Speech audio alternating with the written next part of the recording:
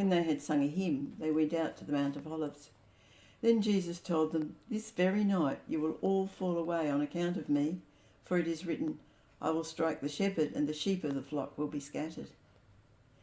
But after I've risen, I'll go ahead of you into Galilee."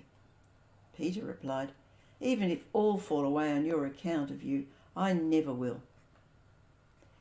"Truly I tell you," Jesus answered, "this very night before the rooster crows, you'll disown me 3 times. But Peter declared, "Even if I have to die with you, I will never disown you." And all the other disciples said the same.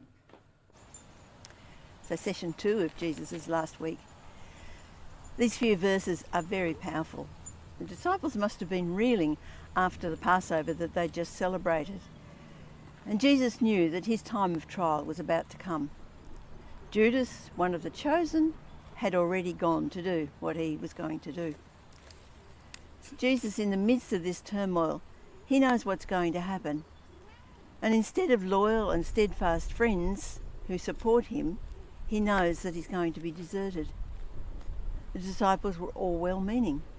They pledged their loyalty, even to the point of death.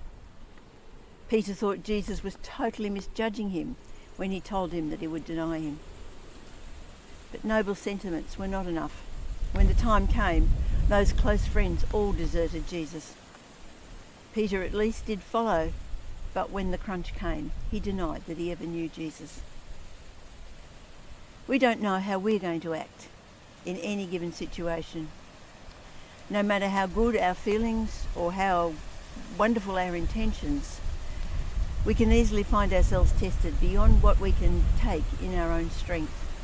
But the good news for us, though, is that we do not have to face these situations in our own strength. Those disciples ran away, and yet later those same people were bold and able to stand up in front of everybody and proclaim Jesus against all sorts of threats. What was the difference? Well, they'd been empowered by Jesus himself through his Holy Spirit. And this is the power available to us to give us strength. We can't do it in our own strength, and God doesn't expect us to.